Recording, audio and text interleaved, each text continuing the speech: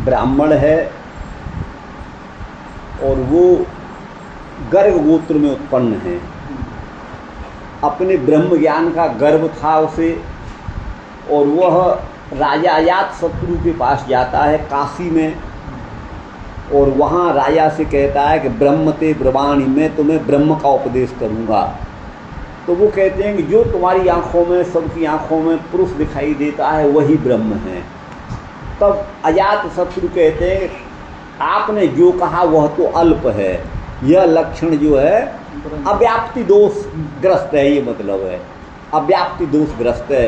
ब्रह्म ऐसा परिच्छिन्न नहीं होता, ये तो सीमित है जो आपने कहा। इस प्रकार 13 प्रकार से ब्रह्म का उपदेश अजातशत्रु के लिए बालाकी करते हैं, लेकिन वह सबका खंडन कर देते हैं। तब जो है बालाकी जो है ब्राह्मण हैं वो लज्जित हो जाते हैं, और लज्जित होकर कहते हैं कि आप ही मुझे बताइए। तब राजा जो है अजातशत्रु उसको ब्रह्म का उपदेश करते हैं। तो इस प्रकरण में उनके संवाद में जो कर्म पद आया है, वो कर्म जो है वो जगत का वाचक है, जगत वाचित्वात्, ये सूत्र है। तो इन दोनों के संवाद में कहाँ कर्म पद है? एतेषां पुरुषाणाम कर्ता यस्य एतत् कर्म, आपने जिन जिन को ब्रह्म बताया है, ये पुरुष तो इनका तो कोई कर्ता दूसरा है, इनका तो निर्माता कोई दूसरा है, जिसका यह कर्म है। आप समझ गए ना, जिसका यह कर्म है। तो यहाँ पर जो है ये जगत का वाचक है, कर्म पद जो है वो जगत वाचक है। इस वाक्य में धर्म अधर्म में जो कर्म है, चाहे धर्म कर्म है चाहे अधर्म कर्म है, अधर्म पूर्वक किया जाने वाला कर्म है, उस फल को भोगने वाला तंत्रोक्त माने सांख्य दर्शन में कहा हुआ पुरुष माने जीवात्मा ही समझना चाहिए। बुरे भले कर्म का फल भोगने वाला तंत्रोक्त पुरुष है, जीवात्मा है। इति न संख्यम, यहाँ पर यह शंका नहीं करनी चाहिए। यहाँ पर ये लगा कि तो तंत्र जीव की बात कर रहे हैं, इन पुरुषों का कर्ता, तो ये पुरुष तो जीवात्मा हो गए, जो धर्म और अधर्म का फल भोगने वाला तो जीवात्मा हो गया। तो बोले यहाँ पर इस प्रकरण से हमको जीव नहीं समझना चाहिए। क्यों नहीं समझना चाहिए? क्यों? परमात्मैवत्र वेदितव्यत्वेन निर्दिष्ट हो। यहाँ पर परमात्मा ही वेदितव्य माने ज्ञेय रूप से निर्दिष्ट हैं। यहाँ पर परमात्मा का ही निर्देश है। इन पुरुषों का कर्ता जो है, इन पुरुषों को अर्थात संसार को जन्म देने वाला जो है वो कर्ता ही यहाँ पर अभिप्रेत है। ठीक, वो तो ठीक है। हाँ। लेकिन जो धर्म अधर्म कर्म फल भोगता वो तो जीव होगा। हाँ, ये तो जीव, वो जीव यहाँ पर न वेदितव्य, वो पुरुष है, माने धर्म अधर्म रूपी कर्म फल का भोक्ता। तंत्र माने सांख्य में कहा हुआ जीवात्मा समझा जाए, ये शंका नहीं करनी चाहिए, अर्थात जीवात्मा यहाँ पर नहीं है। हाँ, तो फिर धर्म अधर्म फल का जो भोक्ता कौन? तो जीव ही है ना। हाँ। लेकिन यहाँ जीव का वर्णन नहीं है। ये बालाकी ने जो बालाकी और अजातशत्रु का संवाद है वो ब्रह्म के विषय में है। इन पुरुषों का जो करता है, तो ये पुरुष जो है ये तो जीवात्मा धर्म धर्म के फल को भोगने वाले हैं, लेकिन इनका जो करता है वो, हाँ, वो जो है वो नहीं है। हाँ, यस्य तत्कर्म, जिस ब्रह्म का यह कर्म है, जिस ब्रह्म का यह कर्म है। क्या कर्म है? जगत। जगत, ब्रह्म ने जगत को बनाया, तो ये जगत वाचित्वात्, वहाँ कर्म पद जो है जगत का वाचक है। तो यहाँ पर इस प्रकरण में परमात्मा ही वेदितव्य रूप से निर्दिष्ट है। क्यों? ब्रह्म ते ब्रवाणी, कहा था बालाकी ने मैं तुमको ब्रह्म का उपदेश दूंगा, और क्रियते, इसलिए यहाँ पर ब्रह्म ही है, और क्रियते यत्तद् कर्म, जिसको किया जाए वो कर्म है। तो कर्म शब्द जो है जगत का वाची है। हाँ। जो परमात्मा जगत को करते हैं माने रचते हैं, कर्म ही है। एतद् इत्यनेन सर्वनामना, यस्य एतत् कर्म, आगे आया है जिसका यह कर्म है, आया है ना, यस्य एतत् कर्म। तो एतत् जो है वो सर्वनाम है, ये सन्निकट वस्तु प्रत्यक्ष वस्तु के लिए इसका प्रयोग किया जाता है, जो हमारे सामने है, प्रत्यक्ष है। तो वहाँ एतत् पद के द्वारा, इस सर्वनाम के द्वारा प्रत्यक्षादि प्रमाणों से सिद्ध जगत का ही अभिधान है, जगत ही यहाँ पर उपस्थित होता है, तंत्रोक्त पुरुष के प्रकरण का अभाव है। बात आ गई भाई, जगद्वाचित्वात्। अब आगे कहते हैं जीव मुख्य प्राण लिंगात न। बोले यहाँ तो जो वर्णन है वो तो जीव का लक्षण है अथवा मुख्य प्राण का लक्षण है, ब्रह्म का लक्षण तो है नहीं। तो बोले इति चेत न, यदि आप इसे जीव अथवा मुख्य प्राण का लक्षण मानते हो तो हम कहते हैं कि न, you are wrong, I am right. वो नहीं है, जो आप कहते हो वो नहीं है। क्यों? इस बात को हमने व्याख्यातम प्रतर्दन के प्रकरण में कह दिया है, आगे हम इसको कह चुके हैं। एस प्रज्ञात्मा, यह जो प्रज्ञात्मा माने जीवात्मा है, एतई माने इन इंद्रियों, एतई आत्म भी इन इंद्रियों के द्वारा भूंगते विषयों को भोगता है। ये तो जीव का लिंग माने गमक है, बोधक है, जो वही भोगता है। अथास्मिन् प्राणे एवं कदा भवति, और इस प्राण में ही वो एकीभूत हो जाता है। सारी इंद्रियां सुसुप्ति के समय प्राण में ही समाहित हो जाती हैं। आँख काम नहीं करती, कान नाम कोई प्राण कार्य करता रहता है ना। तो ये प्राण का प्रकरण है। तो इस प्रकार मुख्य प्राण का भी ये लिंग माने बोधक होने से तद अन्यतरो ग्राह्य, तद अन्यतरो तयो अन्यतरो, उन दोनों में किसी एक को लो, जीव को लो या प्राण को लो। तो कहते हैं इति चेत न ब्रह्मेति, ब्रह्म को मत लो। तब कहते हैं तद व्याख्यातम, इस बात को हमने प्रतर्दनाधिकार में कह दिया है। जीवादि के लिंग वो ब्रह्म परख ही है, ये हमने व्याख्या वहाँ की थी। तद्वत उसी के समान यहाँ भी ज्ञानी समझना चाहिए। वो अन्य व्याख्या क्या है गुरु जी? प्रतर्दन वाली है, वो आगे इस पर उस अधिकार में देखना, आगे पूरा वहीं पढ़ना। आगे है अन्यार्थम तो जैमिनी प्रश्न व्याख्यानाभ्यामपि चैव मेके। बोले यहाँ पर अगर जीव का ही कथन मान लिया जाए तो भी वो अन्यार्थ माने परमात्मा के लिए है, जीव से भिन्न परमात्मा के बोध के लिए है। अन्यार्थम तो जैमिनी ही, ऐसा आचार्य जैमिनी मानते हैं। क्यों? कि जो प्रश्न किया है वह ब्रह्म विषयक है, और जो उत्तर दिया है, व्याख्यान किया है, वो भी ब्रह्म विषयक है। तो प्रश्न और व्याख्यान इन दोनों के द्वारा भी वो अन्यार्थ ही उपदेश है, अर्थात जीव से भिन्न परमात्मा परक ही वह उपदेश है। ये आचार्य जैमिनी मानते हैं। एवं एके, और इसी प्रकार एक शाखा वाले पढ़ते भी हैं, मानते भी हैं। इस प्रकरण में जीव ग्रहणम, जो जीव का ग्रहण किया गया है वो अन्यार्थम, अर्थात अन्य माने जीव से व्यतिरिक्त माने भिन्न ब्रह्म के बोध के लिए है, ऐसा आचार्य जैमिनी मानते हैं। मन्यते मानते हैं। अच्छा, हाँ। तो अब वहाँ पर है प्रकरण क्या है? क्वैस एतद बाला के पुरुषो असहिष्ट। हे बाला के, अजात शत्रु कह रहे हैं सब ब्रह्म का उपदेश देते हुए, हे बाला के, लाला बाला की पंडित भाई सुन, हमें ये बात बता, क्वैस पुरुष वैस असहिष्ट। यह पुरुष प्रगाढ़ निद्रा में जब चला जाता है तो कहाँ सोता है, कहाँ चला जाता है, और क्ववा एतद अभूत, उस समय क्या इसकी स्थिति होती है, और कुतः एतद अगात, और कहाँ से फिर चलाता है, जगने के बाद कहाँ से चलाता है। ये प्रश्न है, वही प्रश्न व्याख्यान है। भाव ये तो प्रश्न है, कहाँ जाता है, कहाँ से आता है। तो उत्तर में ब्रह्म को जाता है, ब्रह्म से ही लौट करके आता है। तो यहाँ ब्रह्म है, इसलिए अन्यार्थम तु जैमिनी। अब प्रश्न तो जीव विषयक है कि जीवात्मा जब सोता है और जब जागता है, तो जो सोता है तो कहाँ चला जाता है, और फिर जागता है तो कहाँ से आता है, तो कहाँ जाता है, ब्रह्म के पास। कहाँ से आता है, ब्रह्म के पास से। तो यहाँ पर जो जीव का वर्णन है वो अन्यार्थम तु जैमिनी। बात आ गई समझ में? वो जीव से भिन्न ब्रह्म के लिए है। तो वही ये प्रश्न है।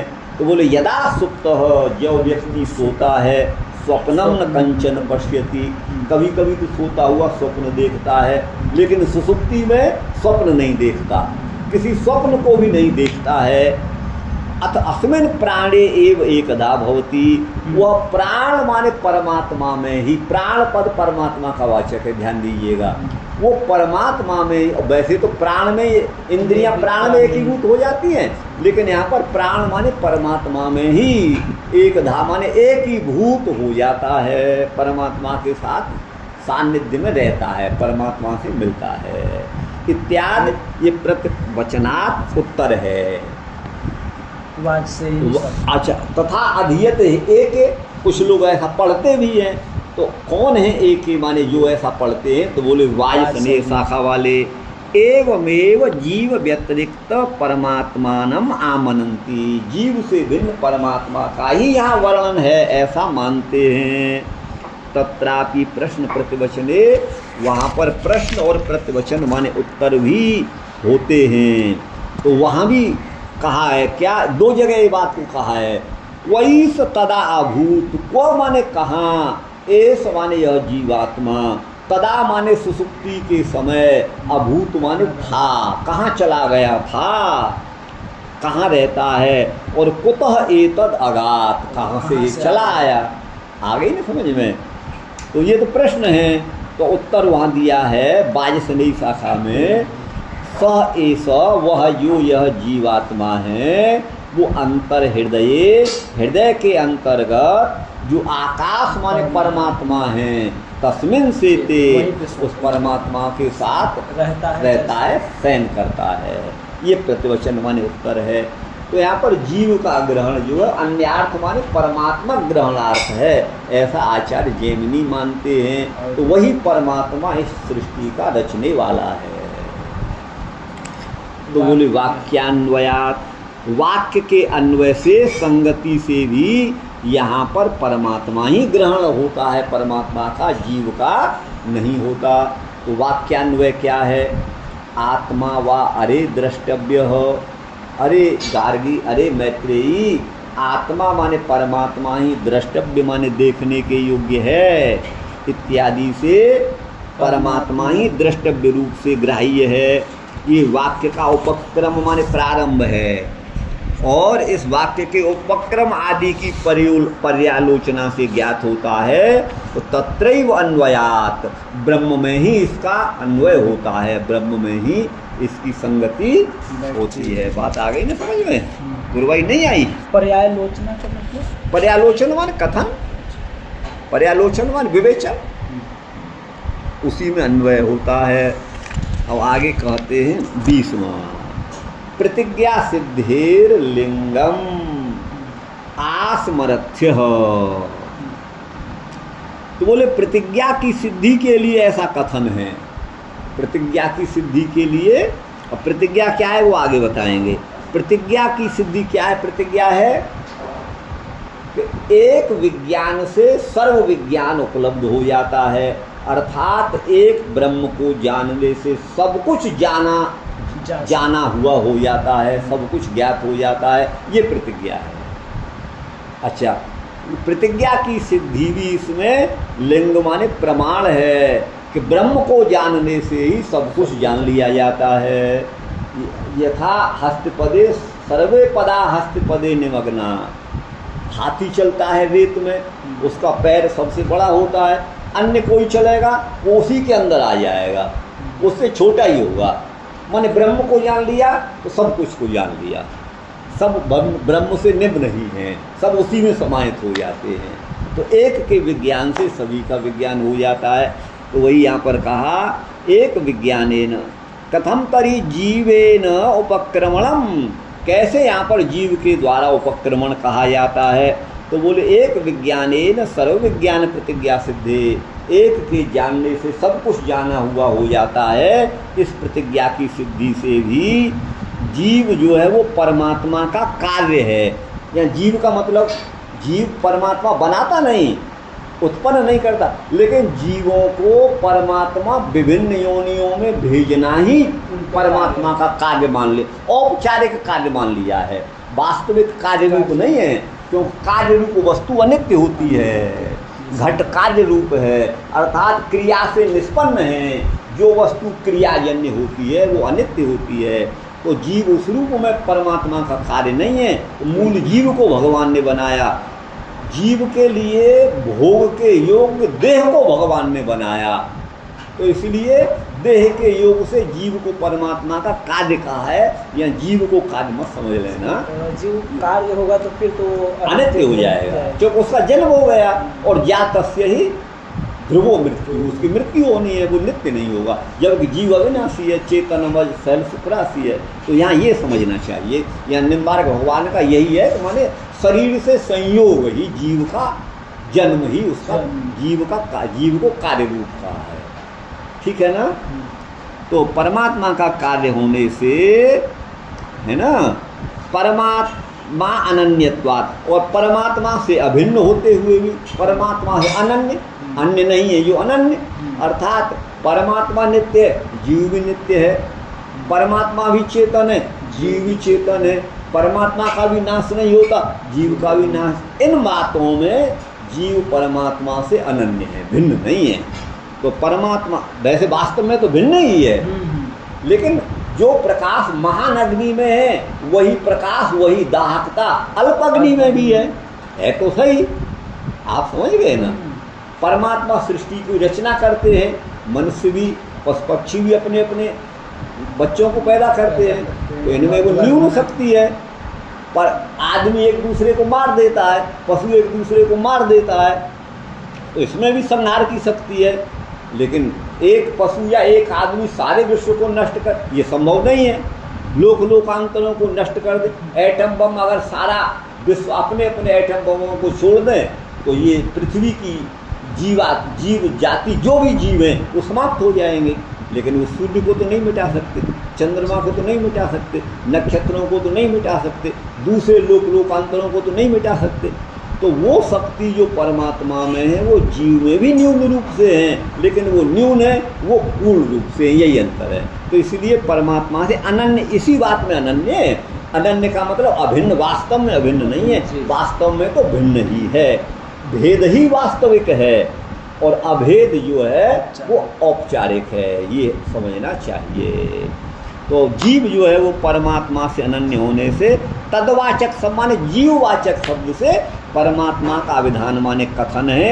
यही इसमें गमक माने लिंग है, लिंग माने प्रमाण है, गमक है, बोधक है, ऐसा आस्मरत्य नामक आचार्य मानते हैं।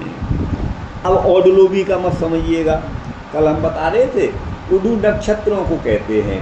नक्षत्र माने तारे, तारागण, उनके समान चमकीले शुक्ल वर्ण के केस लोम जिसके हैं उनको उडलोमा कहा गया। उडलोमा है ना, व्याकरण में एक है लोमनो अपत्यसु बहुस्वकारो वक्तव्य, अप्रत्यय हो जाता है।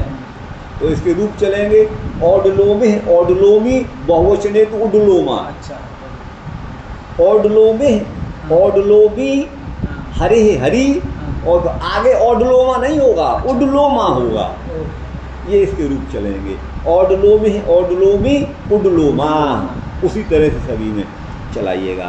तो वो ओडलोमी नाम के आचार्य का यहाँ पर मत है। उत्कर्मष्यतः एवं भावात, जब जीवात्मा अपने, मैं अपना अर्थ कर रहा हूँ, सभी जीव जब अपने शरीर को छोड़कर जाते हैं वो परमात्मा से मिल जाते हो, परमात्मा से उनका सानिध्य होता हो, ये बात संभव नहीं है। अर्थात अंतिम शरीर का उत्क्रमण करके जो जाता है ज्ञान प्राप्ति के अनंतर, तो अंतिम जो शरीर है अब जन्म नहीं होगा, है ना, जिसको पूर्ण ज्ञान प्राप्त हो गया, वो जब जो है अपने शरीर का उत्क्रमण करके जाता है, शरीर को छोड़ करके जाता है, जैसे सुखदेव जी का वर्णन महाभारत में है, तो वो परमात्मा के सानिध्य को प्राप्त करता है। तो उत्कर्मष्यतः, उत्क्रमण करके शरीर से जाने वाले का, एवं भावात मान इस प्रकार का भाव माने परमात्मा सानिध्य होता है, ऐसा ओडलोमी कहते हैं। शरीराद उत्कर्मष्यतो जीवस्य, शरीर से उत्क्रांति करने वाले जीव का ब्रह्म के साथ सहभाव, सह अवस्थिति होती है। तो तत् शब्देन जीववाचक शब्द से ब्रह्म का ही यहाँ अवधान है, कथन है। इति ओडलोमिर मन्यते स्म, ये औडलोमी आचार्य मानते हैं। बोले अवस्थिते रीति काश कृष्ण। अब काश कृष्ण नामक आचार्य क्या मानते हैं? तो अवस्थिते माने जहाँ कहीं भी है ना जीव रहता है, जिस परिस्थिति में रहता है, उसके साथ, उस जीवात्मा के अंदर, उसके बाहर परमात्मा उसके साथ में अवस्थित होते हैं। यही सहावस्थिति है, साथ साथ रहना। कोई क्षण ऐसा नहीं जब जीव परमात्मा से अलग हो जाए। जीव एक देशी है, परमात्मा सर्वव्यापक हैं, भूमा हैं। लेकिन जहाँ जहाँ जो जो जीव हैं उनके भीतर भी और बाहर भी परमात्मा रहते हैं। इस प्रकार जीव के सह माने साथ अवस्थिति होने से, स्थिति होने से, है ना, वो जीवात्मा यहाँ पर परमात्मा का ही वाचक है और जीव का नियंत्रक परमात्मा है, क्योंकि वो हमेशा उसके साथ रहता है, उसके भले बुरे कर्मों को वो देखता है। ऐसा काश कृष्ण नामक आचार्य कहते हैं। जीवात्मनि स्वनियम्ये, जीवात्मा जो है वह स्व माने अपना अर्थात परमात्मा का नियम्य है। जीव तो नियम्य है और परमात्मा नियामक है, ठीक है ना। तो जीवात्मा नियम्य है, परमात्मा के द्वारा नियम्य है। बोले क्या प्रमाण? तो निम्बारकाचार्य कह रहे हैं उपनिषद वचन दे करके, अंतः प्रविष्ट शास्ता जनाना। जनाना माने जीवानाम, वो सभी जीवों के, जन माने तो यहाँ पर जीव लीजिए, बाकी जन माने मनुष्य होता है। तो परमात्मा तो सभी को संचालित करते हैं, पशु पक्षी आदि को। तो वो जीव मात्र के हृदय में स्थित होकर के सभी के ऊपर शासन करने वाले हैं इत्यादि में। जो प्रसिद्ध जो परमात्मा हैं वही नियंत्रित्वेन अवस्थिते, नियंत्रक रूप में जीव के साथ हमेशा अवस्थित रहते हैं। इस हेतु से नियम पद के द्वारा, नियम्य कौन है? जीवात्मा।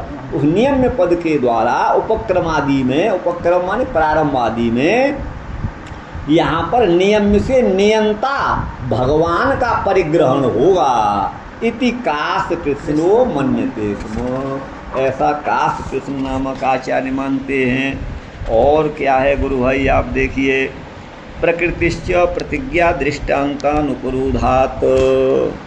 तो इस प्रकार ये सिद्ध हुआ। मैं निम्बारकाचार्य के अनुसार, अन्य सभी आचार्यों के अर्थात वैष्णवाचार्यों के अनुसार और अद्वैतवादी आचार्यों के अनुसार अर्थ कर रहा हूँ।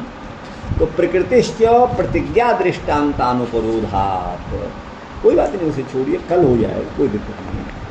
28 है इसमें, 28 है। पढ़ा दीजिए। प्रकृतिश्च अर्थात वह परमात्मा, प्रकृति माने जगत के उपादान कारण भी हैं। वह परमात्मा जगत के, यहाँ प्रकृति का अर्थ उपादान कारण, वह जगत के उपादान कारण भी हैं, क्योंकि प्रतिज्ञा भी वैसी है और दृष्टांत भी वैसा ही है। प्रतिज्ञा और दृष्टांत के अनुपरोध माने सामंजस्य से, अनुपरोध माने सामंजस्य और उपरोध माने वैषम्य। तो प्रतिज्ञा और दृष्टांत के सामंजस्य से यही ज्ञात होता है कि परमात्मा ही जगत का निमित्त होने के साथ साथ प्रकृति माने जगत के उपादान कारण भी हैं। ऐसा सभी आचार्य अर्थ करते हैं, लेकिन मैं इसका अर्थ करता हूँ क्या? प्रकृतिश्च, यहाँ तक सर्वव्यापक परमात्मा को इस जगत के निमित्त कारण के रूप में कहा। परमात्मा ही इसको बनाने वाले हैं और वही इसका संहार करने वाले हैं। इसके साथ साथ प्रकृतिश्च अर्थात जगत के निर्माण में उपादान रूप से प्रकृति माने मूल त्रिगुणात्मिका जो शक्ति है वह भी इसका उपादान कारण है। ब्रह्म इसका निमित्त कारण है, च माने और प्रकृति भी इसका जो है उपादान कारण है। क्योंकि प्रतिज्ञा भी वैसी ही है और दृष्टांत भी वैसा ही दिया है। इन दोनों के सामंजस्य से ऐसा सिद्ध होता है। आप समझ गए ना? ये भी अर्थ किया जा सकता है जो मुझे अभिप्रेत है, जो मुझे मान्य है। अब यहाँ प्रकृति माने उपादान कारण, और च केवल से निमित्त कारण, परमात्मा ही दोनों कारण हैं, ये ऐसा ही व्याख्यान कर रहे हैं। और मैं कर रहा हूँ च माने और प्रकृति, संसार का प्रकृति माने उपादान कारण है, जो मूल प्रकृति है त्रिगुणात्मिका, माया, अजा, अव्यक्त, बहुधानक, बहुत सारे नाम है, प्रधान, वो इसका प्रकृति माने उपादान कारण है, परमात्मा जो है वो निमित्त कारण है, ऐसा मैं कर रहा हूँ। लेकिन ये सभी आचार्य परमात्मा ही अभिन्न निमित्त उपादान कारण है, माने च केवल से निमित्त भी हैं और प्रकृति माने उपादान भी है, माने प्रकृति का अर्थ ही उपादान कारण है। आप इसी से समझ लो प्रकृति उपादान कारण है कि नहीं। जब प्रकृति का अर्थ ही उपादान है, मैं नहीं कह रहा हूँ, निम्बार्काचार्य कह रहे हैं, तो उपादान कारण तो प्रकृति ही हुई ना, ये प्रकृति का अर्थ उपादान कारण कर रहे हैं। अच्छा, प्रकृति का ही उपादान कारण। हाँ, प्रकृति का अर्थ ही उपादान कारण है, प्रकृति उपादान कारण। चकार का मतलब निमित्त, और ये च है ना, हाँ, च के बल से निमित्त कारण का, हाँ, तो च जो पूर्वोक्त वस्तु का संग्राहक होता है ना, च माने और हाँ, पूर्व में निमित्त कारण के रूप में ब्रह्म को कहा गया है। तो ऐसी ही प्रतिज्ञा है और दृष्टांत भी वैसा ही है, आप समझ गए ना। अब देखिए भगवद गीता में भी बहुत से माने परस्तस्मात् अन्य अव्यक्तो अव्यक्तात् परात् पर, ऐसा आया है 8वें अध्याय में आया भगवद गीता में 15, 16, 17वें श्लोक में। कोई ये परस्तस्मात् भावोल्यो व्यक्तो व्यक्तात् सनातन यह तो सर्वेषु भूतेषु नश्यत्सु न विनश्यति, ऐसा आया है। माने अव्यक्त नाम भगवत गीता में प्रकृति का भी है, बहुत स्पष्ट शब्दों में कहा है। किसी भी आचार्य की हिम्मत नहीं है वो उस अर्थ को छोड़ करके कोई दूसरा अर्थ कर दें। वहाँ अव्यक्त पद का जो पहले प्रयोग हुआ है वो प्रकृति के लिए प्रयोग हुआ है, और दूसरा जो अव्यक्त पद का प्रयोग है वो परमात्मा के लिए हुआ है। परस्तस्मास्तु भावोन्यो अव्यक्तो अव्यक्तात्, अव्यक्त से परे अव्यक्त, तो अव्यक्त माने प्रकृति से परे अव्यक्त माने परमात्मा। वो बहुत स्पष्ट रूप से आप सभी भाष्यों को देखिए भगवद गीता को उठा करके वो क्या अर्थ करेंगे। अगर वो गलत अर्थ करते हैं तो आप हमसे पूछिएगा, फिर हम उसका खंडन करेंगे। तो यहाँ पर अव्यक्त नाम प्रकृति का भी है और अव्यक्त नाम परमात्मा का भी है। तो वहाँ भगवद गीता में स्पष्ट रूप से मूल प्रकृति को ही जगत का उपादान कारण बताया है, बहुत सारी जगह पर बताया है। मम योनिर्महद ब्रह्म तस्मिन् गर्भम दधाम्य अहम, अहम प्रथमांत, जो परमात्मा का वाचक है, मैं परमात्मा श्री कृष्ण अपनी माने जगत की योनि माने जो कारण है, जो जिसको महद ब्रह्म कहा गया है, मैं उसमें गर्भाधान स्थापित करता हूँ। अर्थात प्रकृति की जो प्रलय अवस्था में साम्यावस्था रहती है, तीनों गुण समान रूप में रहते हैं, मैं उनमें विक्षोभ पैदा कर देता हूँ। तीनों गुणों में प्रक्रिया हो उठती है, तीनों को अन्योन्य मिथुन कर देता हूँ, तीनों गुणों को तीनों में मिला देता हूँ। तो रजस का आधिक्य होने से फिर सृष्टि होती है, आप समझिएगा, ये वहाँ भाव है। आप अष्टम अध्याय को देखिए, तो इसलिए ये अर्थ वही संगत होता है। परमात्मा, अगर परमात्मा को जगत का कारण माना गया तो जड़ तो जगत तो जड़ है, फिर परमात्मा की चेतनता को नष्ट करने की हिम्मत किसकी हो गई कि इस जगत में से जो परमात्मा ही जगत के रूप में बने, परमात्मा की के चैतन्य शक्ति का विनाश करने वाली कौन सी दूसरी शक्ति हो सकती है? अगर हो सकती है तो वो तो परमात्मा से भी बड़ी है। तो उसने इस परमात्मा की चेतनत्व को कोई विदा कर दिया, ऐसा नहीं हो सकता। इसलिए प्रकृति का अर्थ उपादान कारण मूल प्रकृति ही है। और ये जो है आपको अभी 8वां अध्याय हम दिखाएंगे इसको पढ़ने के बाद में। अभी आपको हम ये जो कह रहे हैं, उत तमादेशम अप्राक्षो, हम आपसे उस आदेश के बारे में पूछते हैं, ये न माने जिसको श्रुतम श्रुतम ये न अश्रुतम श्रुतम भवती, उस परमात्मा को सुन करके, है ना, अश्रुत भी श्रुत हो जाता है, बिना सुना हुआ भी सुना हुआ हो जाता है। अमतम मतम, न माना हुआ भी माना हुआ होता है। और अविज्ञातम विज्ञातम भवती, अविज्ञात भी विज्ञात हो जाता है। ये तो प्रतिज्ञा है।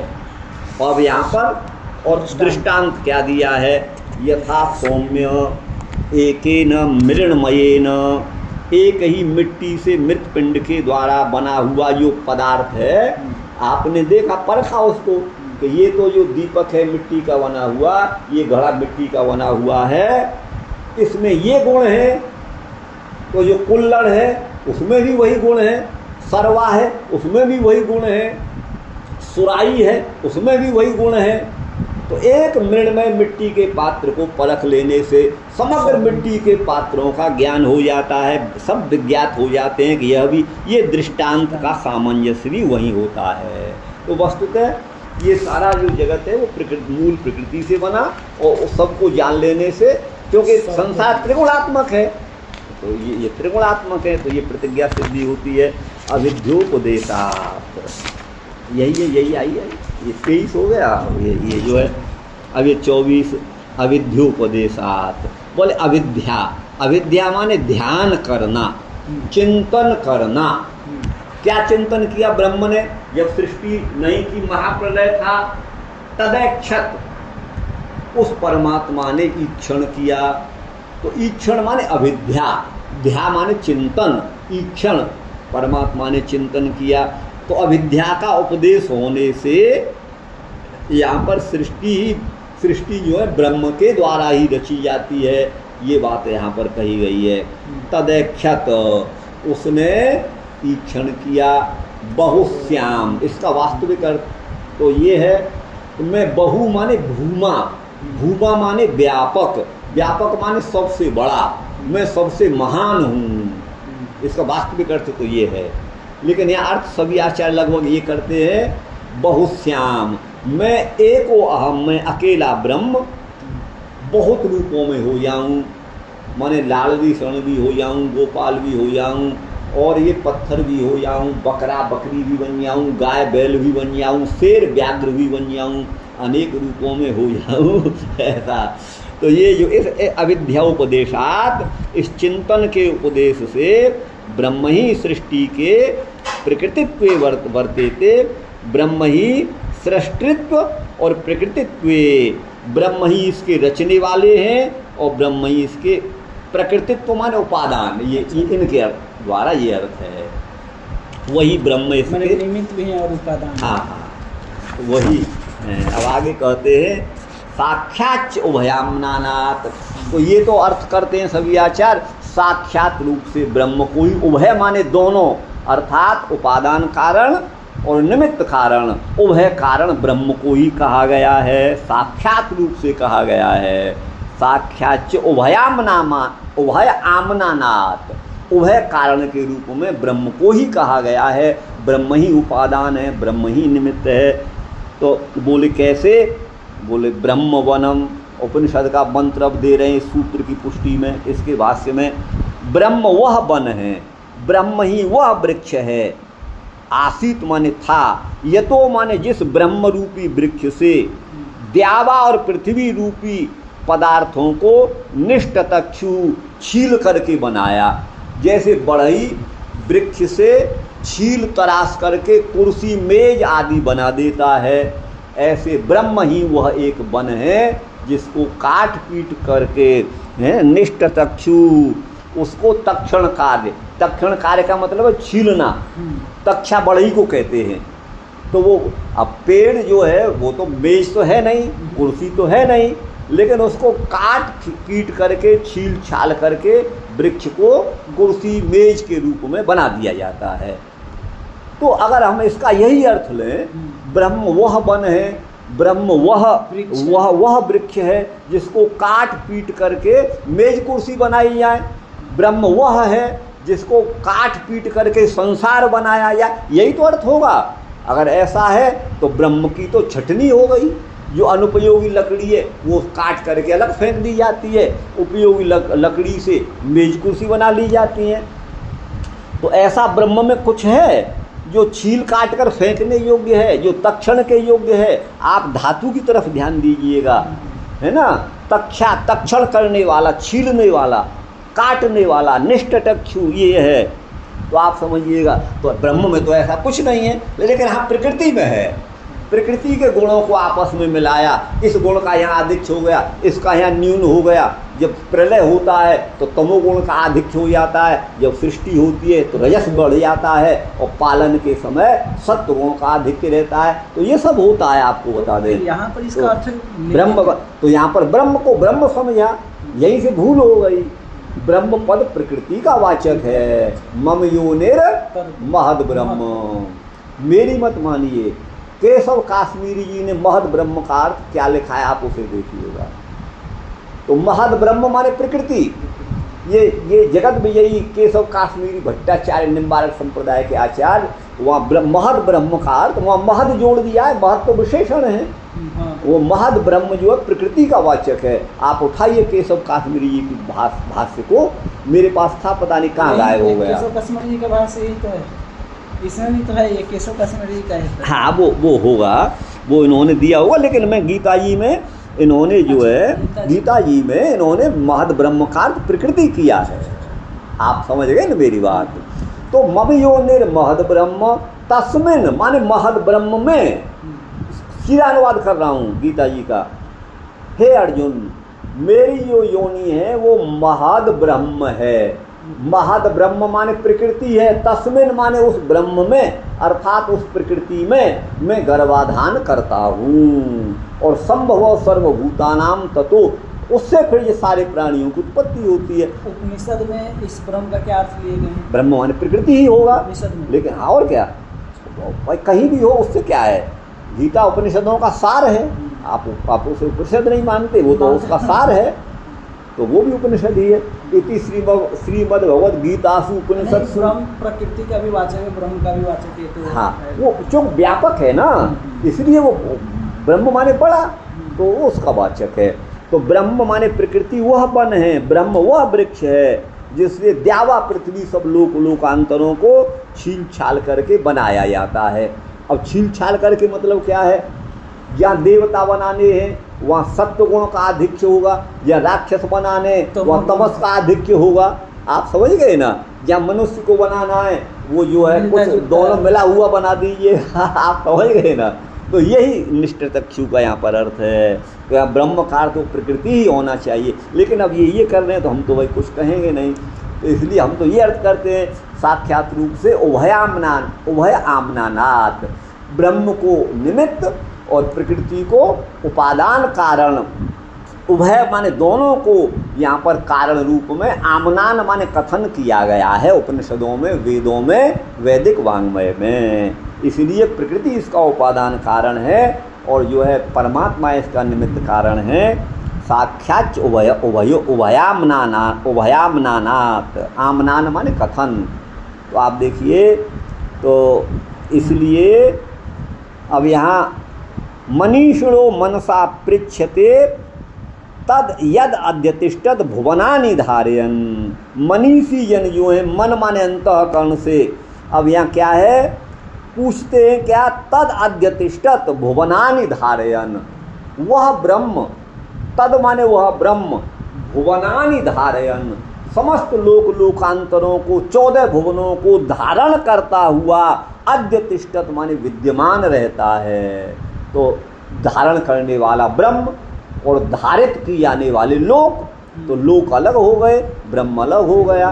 तो इसलिए परमात्मा उपादान कारण नहीं हो सकते। ब्रह्म तो उन सबको धारण करने, यही सिद्ध होता है इससे। लेकिन यहाँ इसी रूप में इन्होंने लिया है कि भाई वही, इसलिए निमित्तत्व उपादानम च ब्रह्मण, इससे निम्बारकाचार्य ने ब्रह्म को ही निमित्त और उपादान कारण सिद्ध किया है। आमनानात् माने ब्रह्मैव उभय रूपम, ब्रह्म ही निमित्त भी है और उपादान भी है, ये है। आप समझ गए ना। हम उभय का अर्थ करते हैं, प्रकृति उपादान है, ब्रह्म निमित्त है। साक्षात ये कथन है, हम तो इसका भी अर्थ वही कर रहे हैं, अपने अनुसार कर रहे हैं। आत्मकृते परिणामात्, तो बोले परिणाम शब्द जो है वो विकार का पर्यायवाची है। और परमात्मा ही अगर जगत का उपादान कारण माना जाए तो परमात्मा परिणामी माने विकारी हो जाएगा, विकार वाला हो जाएगा। क्या किसी को ऐसा ब्रह्म चाहिए जो विकार वाला है, जो विकार वाला है? उदाहरण के लिए मैं एक उदाहरण आपको दे रहा हूँ। हम ये शरीर धारण किए हुए हैं, हम विकार वाले हैं, हम खाते पीते हैं अन्न को और अपने शरीर से मल मूत्र पसीना दुर्गंध के रूप में उसे निकालते हैं, क्योंकि हम विकारी हैं, हम विकार वाले हैं। आप समझिएगा, विकार और परिणाम ये दोनों पर्यायवाची हैं। दूध का परिणाम दही है, ध्यान दीजिएगा, दूध का परिणाम दही है। दूध नहीं होगा तो दही वो अवस्थान्तर में आ गया, उसके गुण धर्म बदल गए, उसकी गाढ़ता और तरलता बदल गई। दूध जो है मधुर था, अब वह माधुर्य दही में नहीं रहा। दूध पतला था, दही गाढ़ा हो गया, वो पतला अब नहीं रहा, दोनों के गुण धर्म बदल गए। आप ध्यान दीजिएगा। तो ये जो है दूध जो है वो परिणामी है, विकारी है, दूध का परिणाम ही दही है। वैसे ही प्रकृति का परिणाम ही विश्व है। प्रकृति का परिणाम, प्रकृति उपादानक यह जगत है, क्योंकि वही परिणाम माने अपने में बदलने वाली। परमात्मा तो बदलने वाला है नहीं। अगर परमात्मा में विकार होता है, परिवर्तन होता है, तो वो तो परमात्मा नहीं माना जाएगा। विकार वाला परमात्मा किसको चाहिए? किसी को नहीं चाहिए। इसीलिए वहाँ परिणाम शब्द का प्रयोग है, यहाँ विवर्त पद का प्रयोग कहीं भी वेदांत दर्शन में नहीं है। लेकिन फिर भी अद्वैतवादी भगवान शंकराचार्य ने परिणामवाद को ही 100 जगह पर कहा है। लेकिन फिर जब अद्वैत की यहाँ हानि दिखती है तो विवर्त एक नया मनगढ़ंत शब्द लाके वहाँ खड़ा कर देते हैं, जिसकी वेदांत दर्शन में कहीं चर्चा भी नहीं है। विवर्त क्या है? जो वस्तु जो है नहीं वो हमें उस रूप में दिख रही है। अंधेरे में पड़े हुई है तो रस्सी, लेकिन हमको सांप लग रहा है, वो सांप यही विवर्त है। तो विवर्त में क्या है? वो वस्तु का निर्माण तो नहीं होता, जबकि परमात्मा तो जगत का निर्माण करते हैं। एतेषाम पुरुषाणाम कर्ता भी आपने पढ़ा, वहाँ रस्सी को सांप बनाने वाला तो कुछ है नहीं। हमने अपने अंधेरे के कारण, अपने अज्ञान के कारण उसे समझ लिया रस्सी, और वो भी कब समझा? हम जानते हैं कि रस्सी भी लंबी लंबी होती है और सांप भी लंबा लंबा होता है, उन दोनों का सादृश्य है। विवर्त भी बिना द्वैत के सिद्ध नहीं होगा, अद्वैत सिद्ध ही नहीं होता है। हमको रस्सी में जो अंधेरे में पड़ी हुई है सांप की भ्रांति क्यों होती है? क्योंकि उनके आकार में सादृश्य है, समानता है। हमको रस्सी में भैंस की प्रतीति क्यों नहीं होती? हमको शेर की प्रतीति क्यों नहीं होती? हमको गधे की, हमको मनुष्य क्यों नहीं दिखता उस रस्सी में? हमको सांप ही क्यों दिखता है? कि उन दोनों की आकृति में सामंजस्य है। तो इसलिए विवर्तवाद भी बिना द्वैत के सिद्ध हो नहीं सकता, और विवर्तवाद मनगढ़ंत है। ये मैंने जगत गुरु शंकराचार्य से प्रश्न किया था, कोई उत्तर उसका नहीं मिला था। नंदगांव में लगभग 20-25 साल पहले मेरा प्रश्न था, आपको बता दूँ। तो वो वही है, यहाँ परिणाम शब्द है। तो आत्मकृते, आत्मा माने परमात्मा और कृति माने क्रिया। परमात्मा की क्रिया माने इच्छा ही उनकी क्रिया है, इच्छा से ही सब कुछ हो जाता है। हमें रोटी बनानी पड़ती है, वैसा कुछ नहीं करना पड़ता परमात्मा को, बस इच्छा होते ही रोटी बन गई, यूँ समझिएगा। तो आत्मनः कृति, आत्मकृति, परमात्मा की कृति, परमात्मा की इच्छा रूपी कृति के द्वारा इस प्रकृति में परिणाम होता है, और प्रकृति के परिणाम से ये जगत बनता है। यह जगत प्रकृति का परिणाम है। हाँ सुनिए, कुम्हार कुंभकार की कृति माने क्रिया से मिट्टी घड़े के रूप में परिणत होती है। आप समझ गए? उसी प्रकार, हाँ उसी प्रकार आत्म माने परमात्मा की कृति माने क्रिया के द्वारा परिणामात प्रकृति में परिणाम माने परिवर्तन होकर के जगत रूप में आता है। ये मेरा अर्थ है, आपको बता दूं। तो आत्मकृते परिणामात, लेकिन अभी आचार्यों का अर्थ क्या है? अन्य आचार्यों का वही करेंगे, ब्रह्मैव निमित्तम उपादानम च। अब यहाँ तो सूत्र में तो कुछ लिखा नहीं है निमित्त उपादान, लेकिन इनको सिद्ध वही करना है, तो इसीलिए ब्रह्म ही उपादान और निमित्त कारण है। ब्रह्मैव निमित्तम उपादानम च कुत, माने क्यों? तदात्मानम स्वयं अकुरुत, उसने अपने को स्वयं किया, इसलिए आत्मकृति है। तो यहाँ अर्थ करते हैं परमात्मा ने स्वयं अपने को जगत रूप में किया, जबकि इसका अर्थ ये है तद माने उस परमात्मा ने आत्मानम माने अपने शरीर स्थानीय प्रकृति को कुरुत माने किया। परमात्मा का शरीर स्थानीय जीव भी है और प्रकृति भी है, प्रकृति और जीव दोनों परमात्मा के शरीर हैं। तो परमात्मा ने आत्मा देह अर्थ में भी है।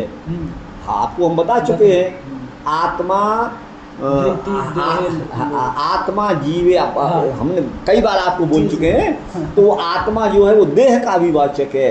तो परमात्मा का देह जो है वो प्रकृति है, ध्यान दीजिएगा। उस देह रूपी प्रकृति ने, ध्यान दी, प्रकृति को परमात्मा ने स्वयं अकुरुत माने बनाया, उससे संसार बना दिया।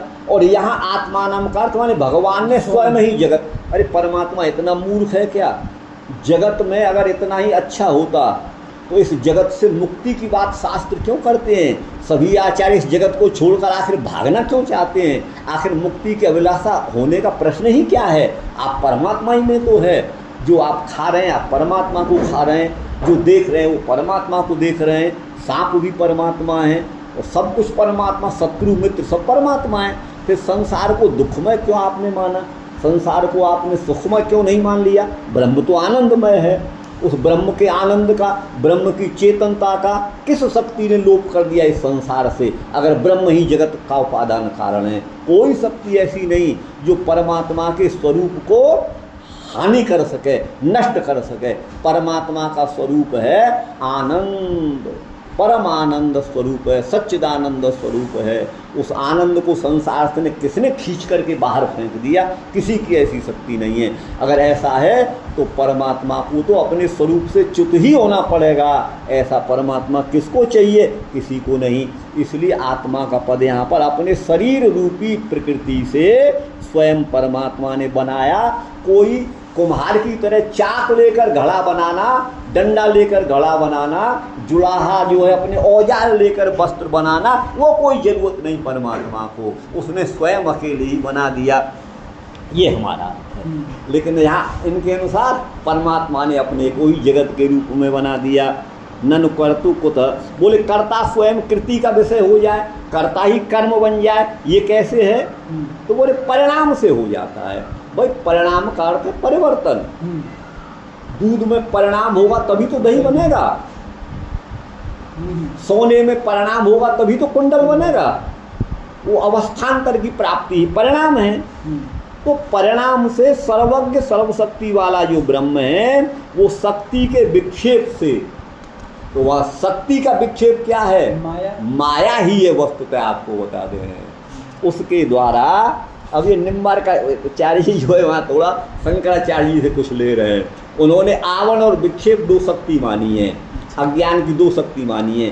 अस्य अज्ञान से आवरण विक्षेप नामक मस्ती शक्ति द्वयम, ऐसा लिखते हैं। वो वेदांत दर्शन में आप पढ़ा होगा आपने। हाँ, ये तो सदानंद ने लिखा है, लेकिन शंकराचार्य के ही अनुसार उन्होंने लिखा है सदानंद ने। ब्रह्म अपनी शक्ति के विक्षेप से जगद आकारम, जगत के रूप में अपने आप को परिणमित कर लेते हैं। और अव्याकृत स्वरूप से शक्तिमान से और कृतिमता माने कर्ता के रूप में वो परिणतमेव भवति, परिणत हो जाते हैं। परिणतमेव भवति। आगे ना गुरु भाई, ये जो है आपका 26वां हो गया। अब 27वां बोलना तो बहुत है, लेकिन आज इसको समाप्त करना है और थोड़ा हमारा सिर भी बोल गया। अब यहाँ समाप्त करते हैं। योनिश्च ही गीयते, एक बड़े भारी बात है। बोलना हो तो फिर कोई बात नहीं, चलिए वो तो हम कर दे रहे हैं, आपको आज कर ही दे रहे हैं। योनिश्च ही गीयते, और परमात्मा को जगत का योनि भी कहा जाता है। अब यहाँ पर आपत्ति की बात हमको ये है कि यावंत आचार्य द्वैतवादन, विशिष्टाद्वैतवादन, अद्वैतवादन, द्वैताद्वैतवादन, अचिंत्य भेदा भेदवादन यावन मात्र आचार्य वर्तन्ते ते सर्वेपि यौन पदेन उपादान कारणम मन्वते इति अहम न स्वीकरोमि कदाचिदपि। यथा मानवस्य उत्पत्तौ मातुः योनि किम उपादान कारणं भवति न भवति, तत्तु निमित्त कारणमेवास्ति। लेकिन अन्य सर्वैरपि आचार्य अयम अर्थ कृत योनि शब्द से अर्थ अत्र अर्थोस्ति उपादान कारणम तत्तु कदाचिदपि न संभवती कालत्रयेपि।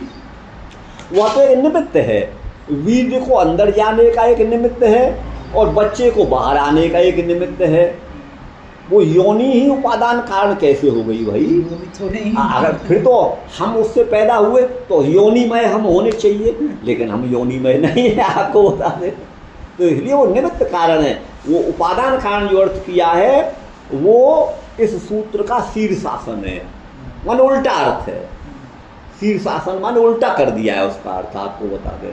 वो अभिन्न निमित्त उपादान कारण की सिद्धि के लिए ऐसा किया है। जबकि लोक में हम देखते हैं कि योनि तो निमित्त है, इस बात को एक साधारण आदमी भी पढ़ा लिखा भी कह सकता है। वो उपादान कैसे हो गया भाई?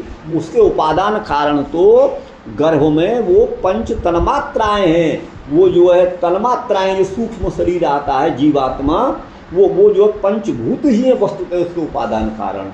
और देह को पांचभौतिक कहा गया है, इसीलिए पांचभौतिक कहा गया।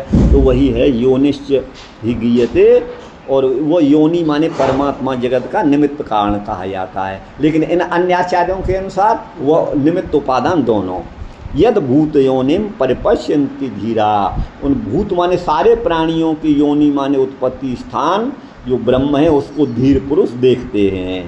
कर्तार मीसम, वही इस जगत का कर्ता है, वही ईश माने शासक है, वही पुरुष माने सर्वत्र व्याप्त है, वही ब्रह्म, वही योनि है, ब्रह्म योनिम। कहीं का प्रकरण? हाँ, ये उपनिषद का मंत्र है। इति चेति यौन शब्देन ब्रह्म गीयते, यहाँ ब्रह्म को योनि कहा गया है, इसीलिए ब्रह्म ही उपादान है। भाई योनि तो निमित्त है भाई, आप उपादान कैसे कर दिए?